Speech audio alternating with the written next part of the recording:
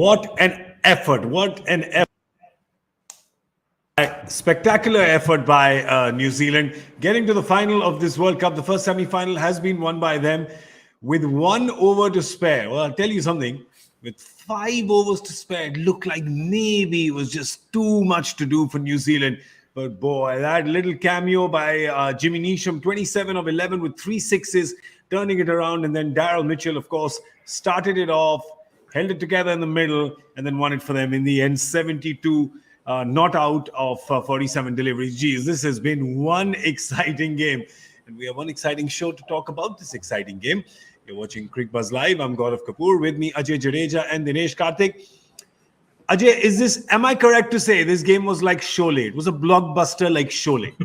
There was action. There was comedy. There was drama. There was revenge. I'm just glad that our team wasn't playing. I mean, this game went like a yo-yo all the way. I mean, England, while they started off, they didn't, start off the way you normally see. Didn't lose too many wickets. They held things together. Then they, got to a total which was, a close one. Then New Zealand doesn't get off to a good start, and then you almost feel that New Zealand's out. And then comes Jimmy Neesham, and then it turns it around. I'm glad that it wasn't, one of those teams that you follow from heart, or this is not your own country team. So it's easy on my heart. But it was a great game to watch, and it just shows you it's all about the mind. People, when they don't give up, when the times are tough, eventually the game gets easier. Yeah, well, Dinesh, I don't know if you watch Sholay, then is it like Iga or KGF? I don't know which one. Well, it's all all those movies have a lot of revenge stories in them, and definitely this is one such story, a brilliant one for New Zealand. I think this game epitomizes a lot of what the sport is all about. You need to have persevere, you need to have resilience. Mitchell wasn't obviously batting at his best right at the outset from overs 1 to about overs 15. He was trying hard, at times trying too hard, but not going his way. And then in comes Jimmy Neesham, hits a few, and then Mitchell feels his best and goes after and hits those last couple of sixes and a 4 to knock it off. What a great game of cricket. England, very valiant effort, a terrific semi-final to have, and it just goes to show the basics of how one of the set batters need to bat through. One calm head in the middle. Devon Conway took his time but hit his boundaries, kept fighting, and at the end Jimmy Neesham came and did what T20 specialists in the middle order do. A bit of what we were speaking about before the show, cleared his right leg because he's a left-hander and tonked that mid-wicket area and made sure he made a mess of Jordan in that over. And Jordan, one of the better bowlers in that in world cricket at the death. It's amazing what pressure can do to a bowler. That was a 17th over for 23 runs. I think the over before that had been bowled by Livingston. Livingston had bowled about, is it a 3-run over or something? It got the wicket at that time. You thought, Ajay, you really thought at that time that it was England's game after the Livingston over? Yeah, not the first one when he got Convoy. I mean, there it was still tight, but when he bowled that next over again, came back to bowl just before that Jordan over, giving away 2 or 3 runs. You had a new batsman at one end. At that stage, you feel, because he's one of those bowlers that you're not banking on, and when a bowler like that comes in and bowls an over like that, it just adds pressure, because at that stage of the game, it's about balls, right? So you got 5 overs left, and the weakest link of your side gets through 1 over like that.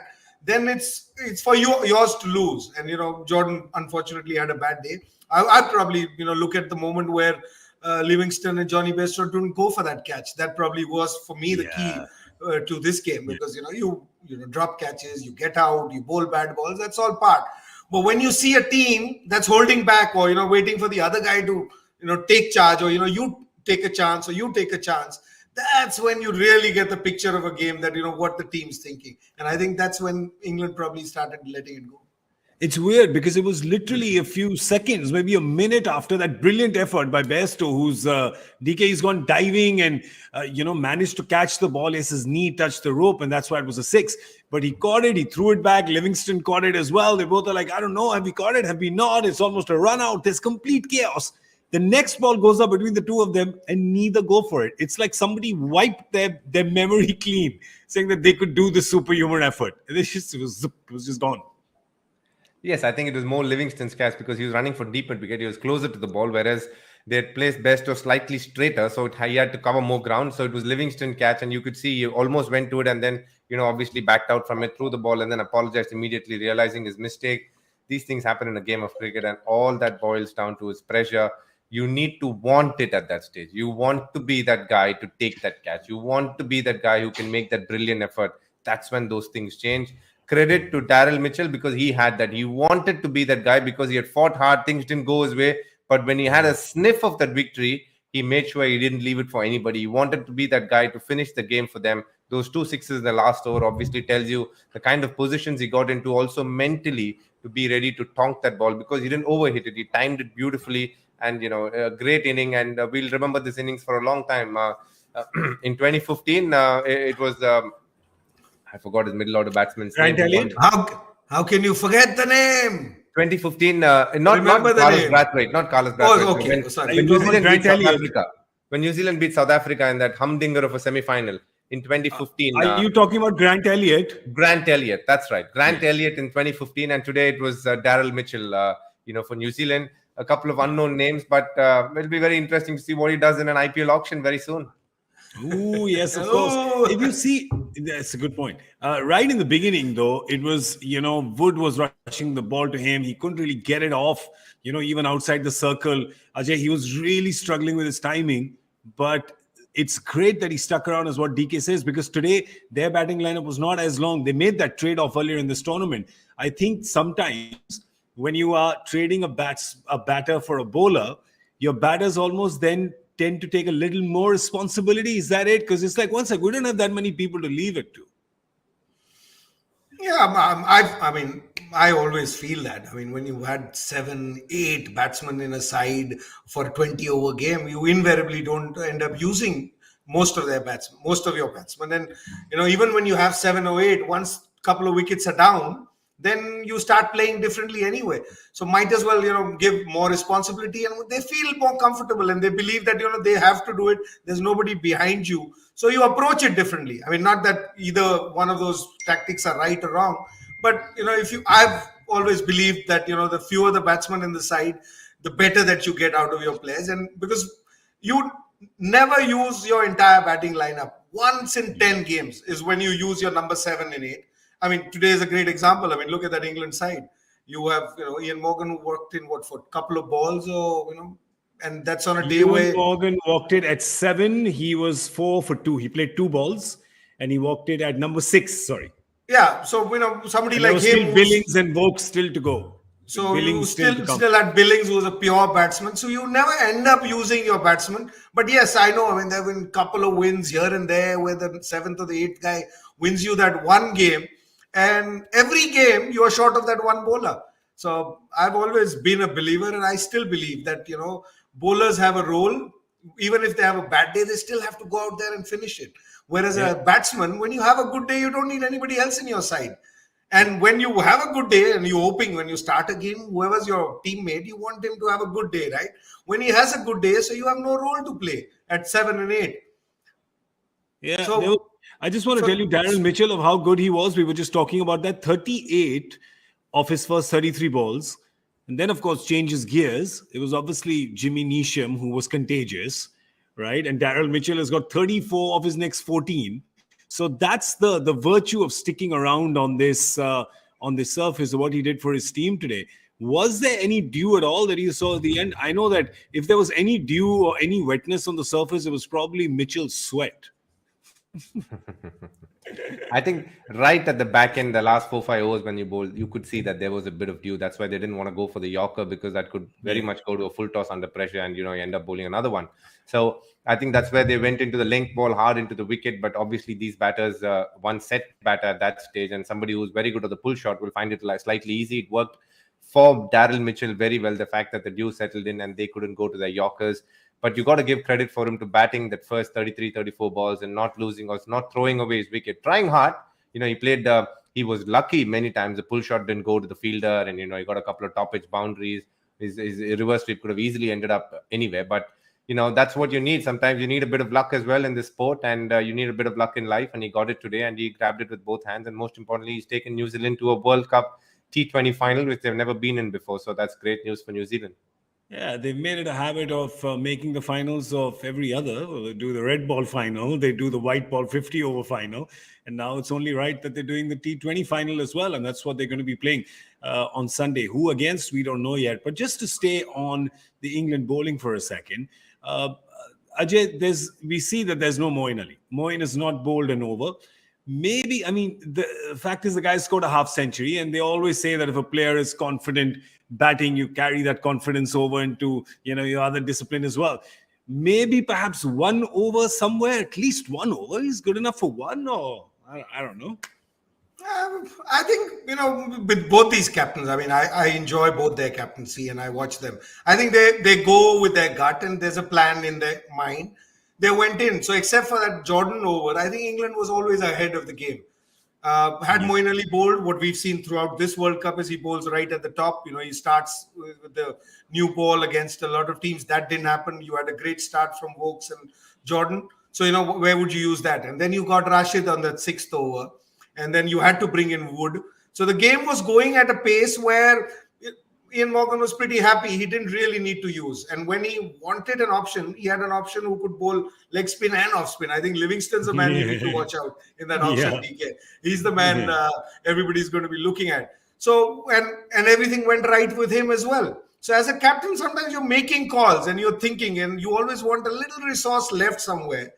And when you get into trouble, and you still don't try, then, I would say, why, Moeen could have been tried because you lost with, you were out of the game 15 overs ago. You should, use everything that you have. Once that 22 over run came, maybe there was one chance, but that was like a risk then taking. You haven't used him all along.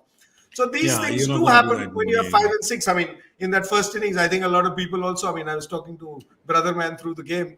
And he said, why did Phillips bowl that 10th over 11? Santner should have bowled, he's playing.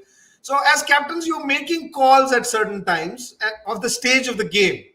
And at that time, you could make. So I didn't see where else you could have used Moeen. You could have started with him.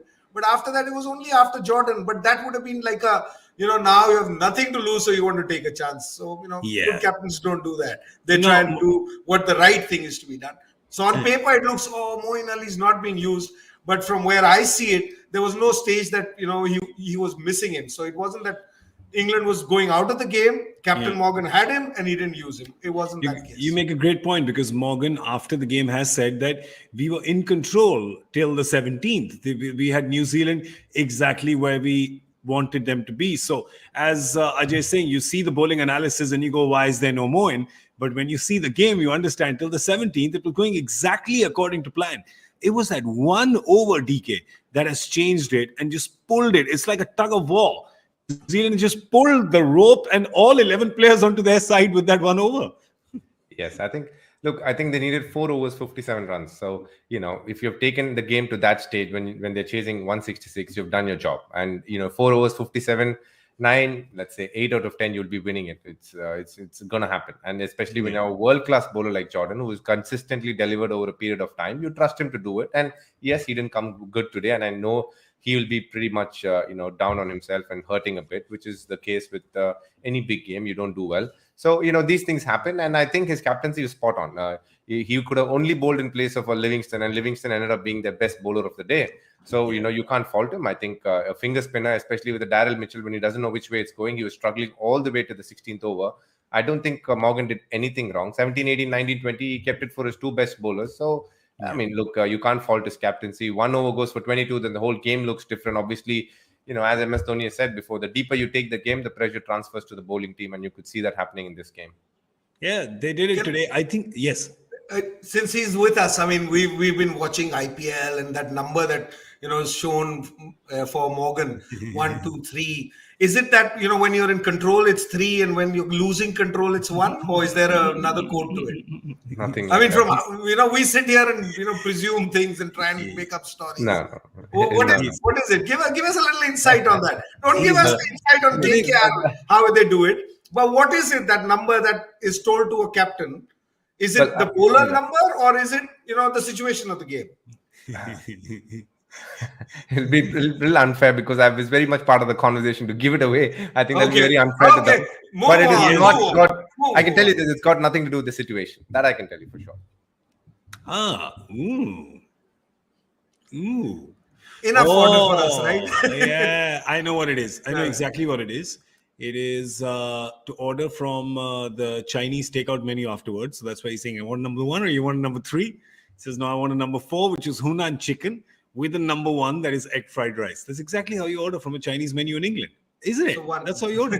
Yeah, exactly how you order. That's it. We're starting that. Watch it on. Actually, no, this won't be headlines on Cricbuzz. It'll be the 9 other publications who watch this and transcribe the show the next morning. They'll be watching this and they'll put it. Ewan Morgan ordering Chinese food from ground. That's right. That's your headline. That's your headline. All right. Well, the New Zealand have made mincemeat of England's aspirations. Shredded chicken, yes, with some dried chilies and extra garlic. But they're going to be playing the final. There is, what did the coach say about the innings? Wait a second. I've got it right here on my Cricbuzz app. Morgan has said that coming into the game, we knew both sides were close and skilled. This is Morgan, of course. He's saying full credit to Kane and his team. They outplayed us today, have represented ourselves in this tournament really well. Proud of the guys. They've given everything in this tournament. We thought we were in the game until probably the 17th, 18th over. We had them exactly where we wanted them. It was a little sluggish. We are a 6-hitting side, but we struggled to hit sixes. But we hung in there and posted probably a pass score to come out and hit sixes from ball one like that. Full credit to Jimmy Neesham. Absolutely love playing cricket at the moment, at the forefront of both on and off the field. So, yeah, that is what Morgan said. Daryl Mitchell said that T20 is a game of momentum. Just wanted to hang in there and knew that we could turn things around with 2 good overs. Exactly what you said, Ajay Bhai, in the com box. It's 2 overs. It's all about 2 overs, right? 2 overs have to go this way or that way. Liam Livingstone did the 1 over for England this way in the 16th. But New Zealand managed to kind of pull it back in the next one. So really credit to them, because at that point in time, as Morgan is saying, for Neesham to come out, ball one attack and hit those sixes, full credit to him. No, full credit to New Zealand here. I mean, you got to give it to them. I mean, Dinesh said a little earlier that, they held their nerves, and they, even when things were tight for Mitchell, especially, when things weren't going his way, he hung around. He hung around, partnered with Conway, got to a certain stage, and then Neesham probably just unleashed you. Remember, we were talking about that game many, many years ago this morning, and I said it was Anil Kumble who, started things going. Sometimes you need that, and that's when that momentum started going their way. They just kept going. If it wasn't 57 and 4 and say it was 42 and 4 and you get 10, 12, 15 and over, sometimes, you hold back and you say, okay, next over. Because the target was also, almost looking beyond. So you said, no, let's get whatever you get. And I think that worked in their favor as well. At times, you don't need to think. You should be feeling at that stage. Thinking at that stage actually puts you into more trouble. I mean, I've been watching all these years. People who feel the last few overs, I think, work better than who think too much, because the opposition is also thinking. And now the game is always about those 2 overs in the game. 20 overs, it's all planned. This is placed, and there's so much information around. You know exactly how somebody plays, how somebody approaches an inning, what stage do they start going or not. So every time a team gets, this is a question actually I wanted to ask Dinesh. When you have a plan and you were over number 10, you were at a certain stage or you were ahead of it, you suddenly see players saying, okay, now we should not take risk. It's a day where everything's going well. Why would you not want to dominate and finish the game off? Why does it have to be finished in over number 19 or 20 only? Because, we saw with, I'm not trying to say that what happened against Namibia and what India did. Like when you go out there, and KL Rahul's a great example. We watch him throughout in the IPL, right? There are days where he comes and he plays in a different way. And then he turns up and, he just, and on same wicket, same conditions, because he's changed his mind. So why is it that when you are ahead of the game, whether you're a bowling side or a batting side, as a bowling side, everybody uses the weaker bowler at that stage, not saying let's put the stronger bowler and finish the game. Why is it that so much planning? So that is why these 2 overs, it's always close games. Is that the case, or how do you see it? No, I mean, I completely agree with your point. It's very old school to, say that, okay, now we've got going, abhi thoda dekh lo, don't try anything silly, take the game and finish it off. That's very old school. The new age thinking is if you get going, try and finish it.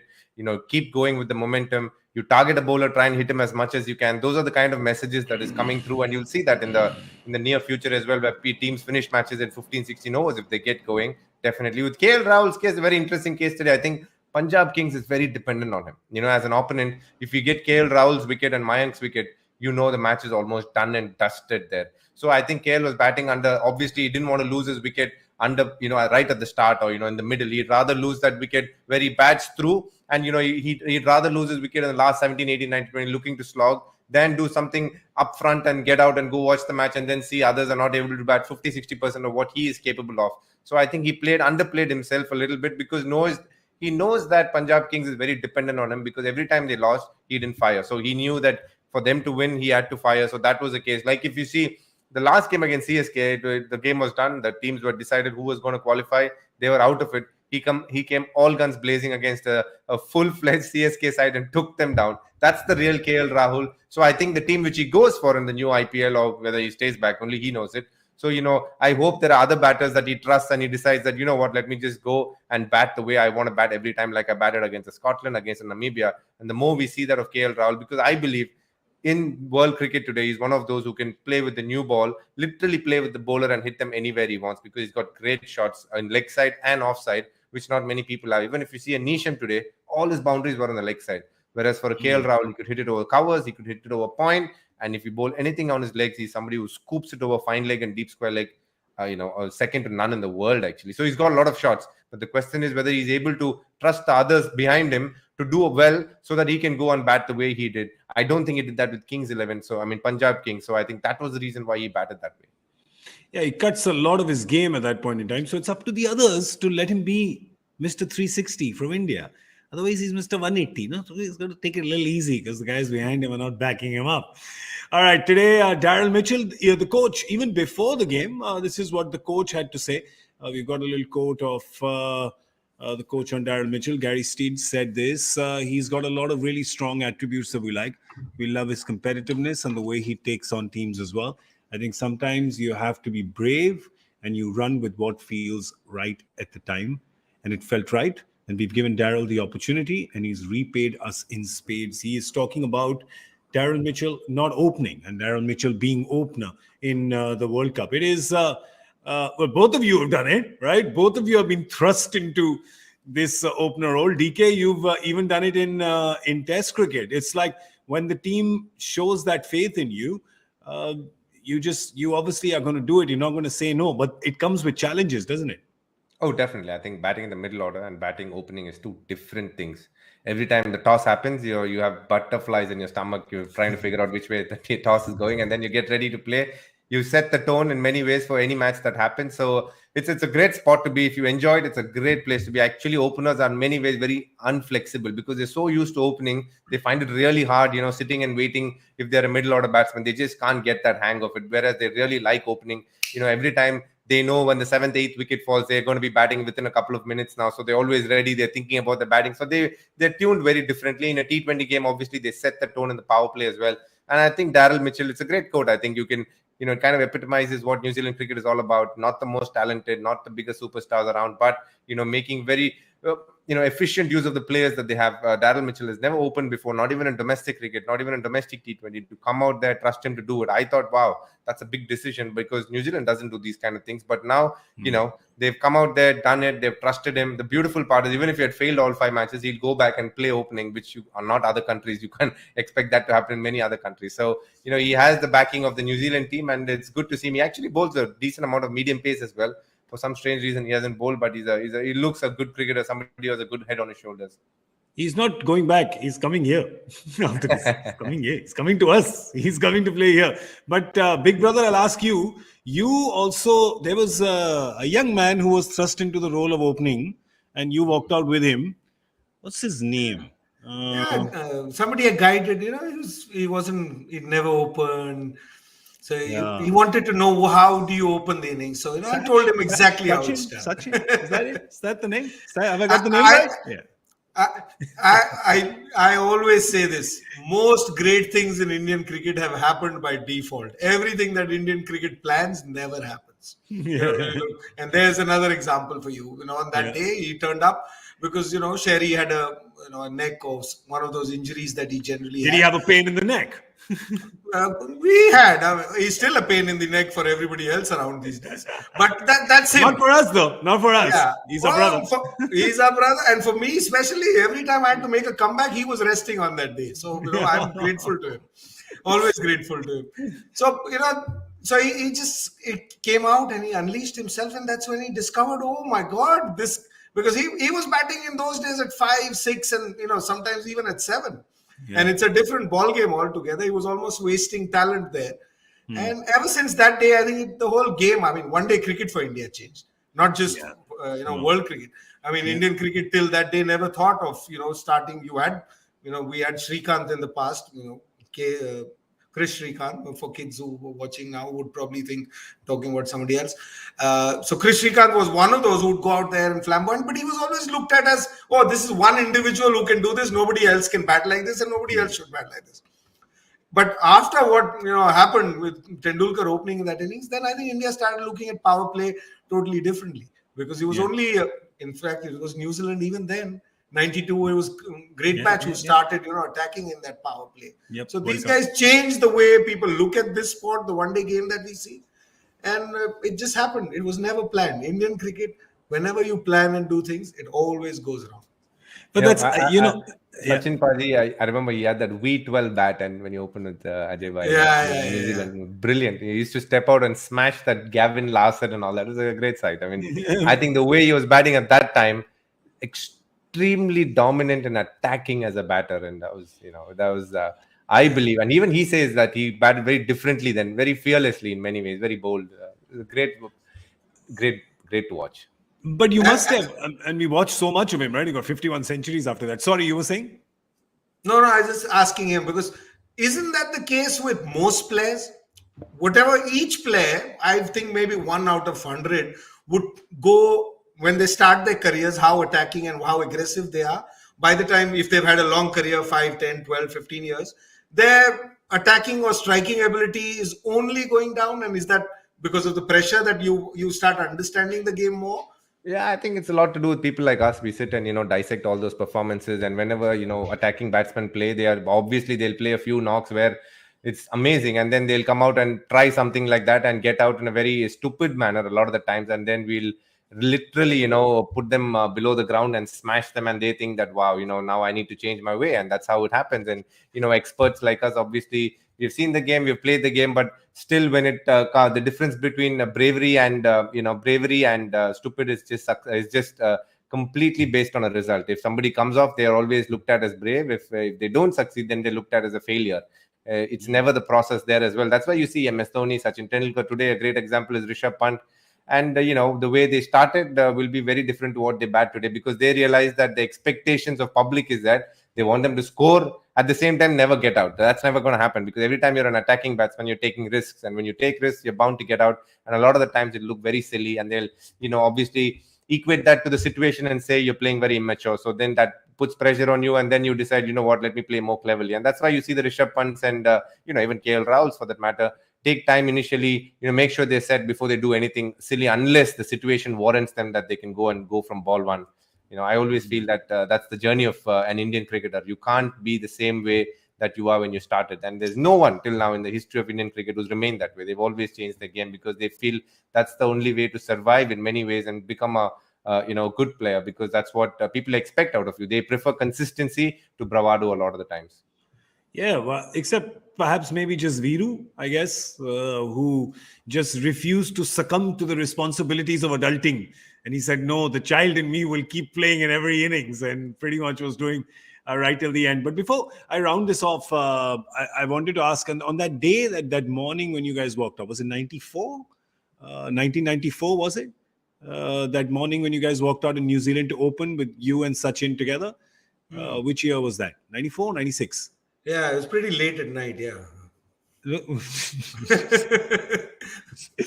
Yeah, so 94, there you go. So late March 1994, Auckland, when you both walked out to open. He must have. I mean, he's really young at that point in time. What is he? He's like 21 or something, right?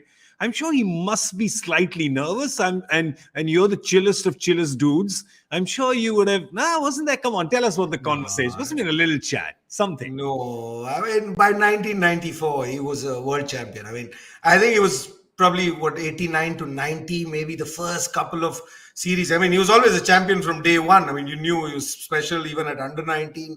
He was special.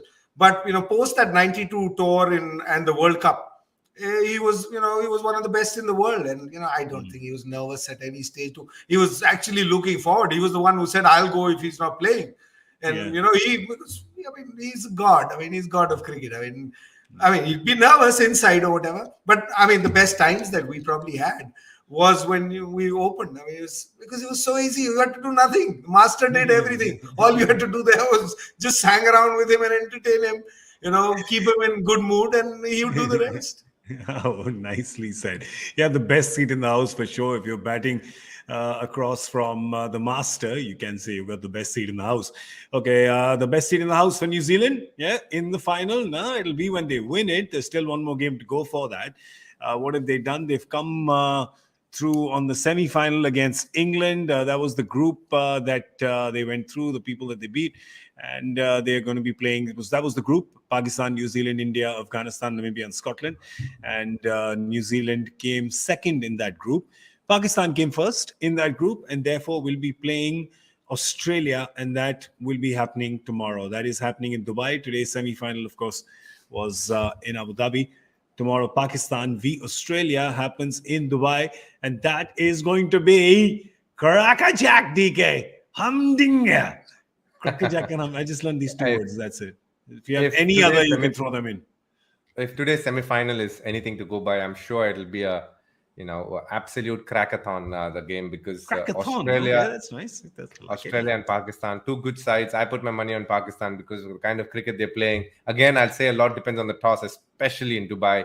And I hope Australia win the toss. That'll give them the best chance of winning. Otherwise, Pakistan, I think, in many ways will run away with the match, because up front with their bowling attack and against the matchups that they have against Australia, you'd back Pakistan to pick a couple of wickets in the power play, and that would put a lot of stress on the lower middle order of Australia. DK is saying the money he's talking about is monopoly money. We're putting monopoly money only. Okay, all right, everybody, calm down. Put your Twitters down. But the big news coming for Pakistan is that Shoaib Malik and Rizwan flew. No, they got the flu. They didn't fly. They're still there, but they've got the flu. So they missed practice today.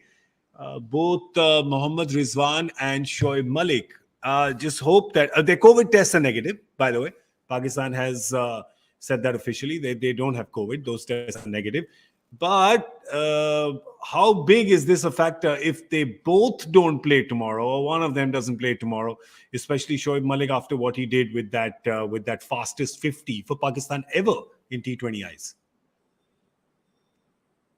Ajay bhai? Yeah. I think that without Shoaib Malik, obviously there'll be a massive hole in that middle order, because Mohammad Hafiz hasn't batted as well as they would have liked. I think Shoaib and Asif Ali have been the standouts in that middle order.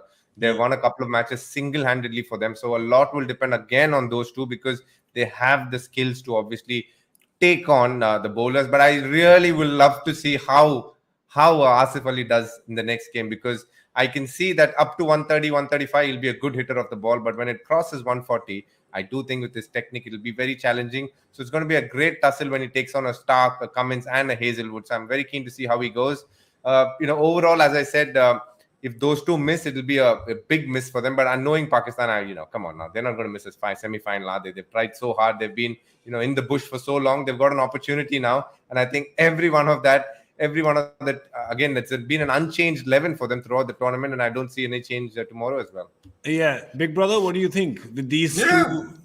These two, I mean, Rizwan, I think, he's talked about Shoaib Malik, and, Jamai Raja has made a big impact in this tournament. There's no doubt.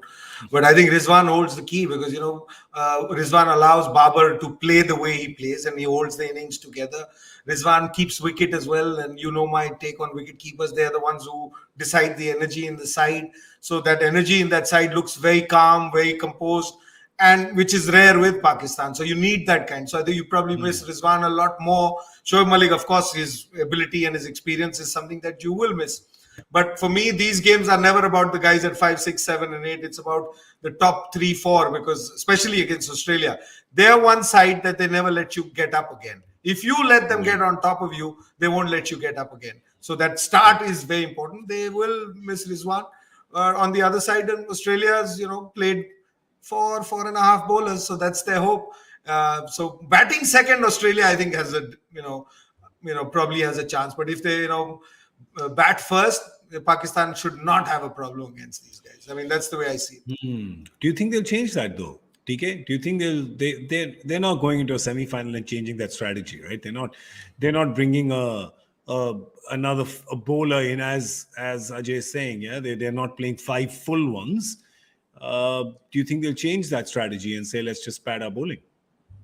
No, I don't think so. I think they're very settled with this 11. They'll go with their 4 main bowlers, and the 5th bowler will be in between a Maxwell, Stoinis, and a Mitchell Marsh, which is a very good assortment to have. All 3 of them are very, very decent bowlers. They're not part-timers by any chance. They've been bowling all their lives, so they're pretty solid. So I'm very sure they're very happy with 11. Both teams will go with the most predictable 11s, and I think the team that bats better will have a better chance to win this game.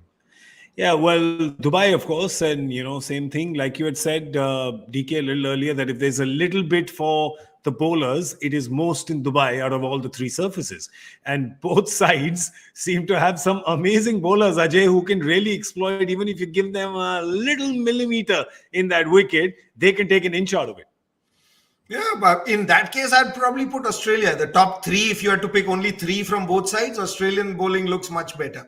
There's no doubt. I mean, you have Shaheen Shah Afridi, Hassan Ali is probably not in that same form that he's been. But these 3, I mean, you start with Mitchell, Stark, Hazelwood, so accurate. And if, as DK says, there's a little help there, he's going to be just around that same space as McGrath used to be. So, and then, followed by Pat Cummins. So these 3, but the problem is because you have that 5th bowler, where, as he said, 3 of them are mixing. So they tend to use them in the first half of the game, which is perfect for Pakistan, because Pakistan wants to hold those wickets together. If they bowl these 3, for me, if they bowl, say, first 10 overs with these 3, then Pakistan probably would be, out of the game. But because you play in a different way, and they won't change, he's absolutely right. I mean, for years and years, Australia has always had this, they always like that extra batsman, their 5th bowler, somebody who, not just one, they have 2, 3, 4 bowlers that they have. But that's when the captain cannot use his resources to his optimum level. He can't bring in Stark whenever he feels like, whenever he wants to bring in. So he has to bring him only at that stage. And in modern day cricket, people understand the game, so they see him through. And I think Stark is more dangerous probably in that 7th, 8th, 9th, 10th over. If it was me, I would probably use him there more than the first over. And then that's where he's most dangerous. His second spells are more dangerous than his first spells. So top 3, yes. But, apart from that, Zampa is the man that Pakistan will really have to watch out, because that has been one weakness, not from today. Ever since I was born and first time I saw cricket, Pakistan, any leg spinner, and Shane Warne was another level, but leg spinners have been their bane. So if they can handle Zampa, for me, I think the key is Zampa's spell for Pakistan, because they don't play leg spin well. They will not have a problem in the last 6, 8, 10 overs, because that's how they're built, and they believe in themselves so much, and the opposition probably starts looking at the game differently. It's all about the first 6 overs, first 5, 6 overs, and not what score, who loses more wickets. And I think that's where Australia, that's the only edge Australia has. DK, if I was to ask you the stronger bowling lineup between the 2, or the more varied, or the one that you like more, non-controversial. No, that's a non-controversial question. As a captain, which is the mix of bowlers you would prefer to captain? Okay, is that okay? Yeah, this one headlines. I think I like the Australian attack a little better. I think in these conditions, I think they have pace. They have Pat Cummins, who's a world-class test bowler, bowls great lengths. And then who has Zampa, who's very confident, who's been the highest wicket taker for them so far in the tournament, who is very good. And I believe Maxwell, Stoinis, and Mitchell Marsh are very good 5th bowlers. So, the assortment is there. And by no means am I going to say that Pakistan in any less. But if I were to be the captain, I'd rather have an Australian attack. In terms of variation, that is an interesting one. Tell me something. You've played Stark. That jump I don't know when I watch it. I'm watching it on TV. The 6.5 foot guy with that jump and the ability to make the ball bounce and kind of break a rib. Is that something that plays on your mind when you're facing him? I'll tell you with Stark, I think he is at his menacing best when the ball swings. The problem is he needs the conditions to really help him for the ball to swing, because he doesn't have the same wrist position that a Josh Hazelwood has, or for that matter, a Pat Cummins has. He is very dependent on the conditions, because if it aids swing, then he is very hard to play, because he swings the ball late. He's got a great release which goes straight, and then the ball dips on you and comes towards you towards the end. That makes it really hard. So that's why he is really good. Because in the first over, the only thing they assess is whether the ball is swinging. If they don't see the ball swing, then they go to a Pat Cummins and a Hazelwood, because they know they're better hitters of that hard length, whereas Mitchell Stark is slightly on the fuller side. And when you're bowling full in the power play, you can get hit. But outside the power play, it's much easier to defend that, and it becomes a wicket-taking option, like Ajay Bhai says, when he bowls between 7 and 10, and definitely their best death bowler as well, because he's got a very good Yorker. Excellent. So tell me then, #feels. What are the feels coming for tomorrow? Come on. It was, everybody was saying #feels. It was going to be a Pakistan-England final, if you remember, a couple of weeks ago. Ooh, half of that has already gone down the drain. It's New Zealand playing. What's going to happen tomorrow? Again, it's, the reason why I don't commit to saying anything is, the reason why I keep, the feels word is nice, and the way you say it is even better. But the only problem is the toss, GK. Even this game, if England had won the toss, I'm telling you, it would have been it could have still ended up being an England vs Pakistan game. With toss being such a big factor, I don't like that about the T20 game, to be honest. It's so hard to predict. I agree. It just becomes so toss oriented. Like, I'll give you this for sure. If Pakistan win the toss, 80% of the chance for them to win. Whereas if Australia win the toss, then I think Australia get a 60% chance to win. So, dependent on that, which way am I going to go? I'm just going to say Pakistan have won 4 tosses out of 5. So I'm assuming that they'll win another toss, and hence Pakistan will win the game. Or the coins will say we've given Babar enough, and now let's, not in this one. Hey, you never know, man. Maybe that's an Indian coin. Had we done it on the English show, on the Hindi show, we pulled out a stat of the tosses and how tournament champions of the previous World Cups, how many tosses they had won on their way to winning the trophy. And there was 4 out of 6, 7 out of 9. There was an 8 out of 9. We've done it on the Hindi show. We're going to try and pull this out. DK, are you here tomorrow on the show? No, they don't want me. They don't, but I want you. So I will send you that graphic anyway on WhatsApp. I love you, my brother. I'll send it to you. Love you too, JK. As long as you keep calling, I'll be here. I'll be there. 7 out of 9, 8 out of 9. There was some bizarre, very high number of tosses, which does bring you, what DK is saying is, it's something to think about. Is the toss have just an unnecessary influence on the game? Finch has also won 4 out of 5 tosses. So tomorrow, see, I started the show with Sholay. I'm going to end it with Sholay. It's going to be a Sholay toss. It's going to be right in the middle. They both have won. What's going to happen? It's going to, we both win. They both are going to bat together. They'll play it on adjacent pitches. I am really going into Christopher Nolan space right now, so it's way past my bedtime. So I'm going to wrap it up. Before we do, there is, of course, the joy factor question and answer paperwork that we have to finish. And you know me, I finish my paperwork on time. Ask any of the government agencies. Let's have a look at the joy factor question. Here it is. This cricketer scored a half century against England in Birmingham in 85 and then got a 50 in his next ODI 6 years later. So he didn't play an ODI for 6 years. Who are we talking about? Yes, give us the answer. Come on. Bring it. Kepler Wessel, South African, Australia. The first was Australia, the next in South Africa. First ODI 90. Oh, he's done it again. It's November 10th. So it was today, back in, 30 years ago. This is, DK, you were so right. This is what Joy does, right? He tries to bring the date in. It's like a this week, this day, that year kind of thing that he tries to do. I think finally, after 4 years of Cricbuzz Live, we may have decoded one bit about Joy Factor. Thanks to you, Detective DK. Well done. Well done, young man. Well done. Has he been able to decode Joy now? It's very difficult to decode him, but I think DK's done a good job. He decoded one answer in front of me the other day. Like literally, it was like a deconstructed cheesecake. He deconstructed the thing in front of me. It was about Sachin's 100th, and he decoded that question. I still remember the question because it sometimes keeps me up at night. I, wake up in a cold sweat. It was the 44th over. Shakib is bowling. Suresh, the fourth ball to Suresh Raina. Suresh Raina takes a single. What significant thing happens on the next ball of that over? That was exactly what the question was. He didn't even give you the year it happened in? Nothing. It was just this. It was just this. This was the exact question. But it could happen next year again. Shakib bowling, Raina takes a single in the IPL. Yeah, 44th over. But he said 44th, so you knew it's not IPL. Oh, right. It's 44th, so you know it was a one-day international. So these are the kind of I'm telling you, you should come. Joy's questions are like intellectual treasure hunts. That is why I'm left in Hindi. Intellectual people are here. I don't work here. Oh man, all right. Joyda's too good. We miss Joyda. Yeah, he's here with us in spirit. The answer, the winner. We have the winner. Who's the winner? Come on, bring it on. It's Mahesh. CA Mahesh. Oh, yeah, I was just talking about income tax returns and it's CA Mahesh. Look at this. This is bizarre. Sometimes I feel I know things and I don't even know that I know them. CA Mahesh, congratulations. In the year-end audit, it will show that you had a bumper 10th November. I hope you declare this. You win nothing but our respect. But put it down in the respect. Suspicious items. Put it down in that because that's what you get from us. Congratulations to you, Mahesh. Is all we have time for. We're going to see you tomorrow at 7 p.m. for semi-final number 2.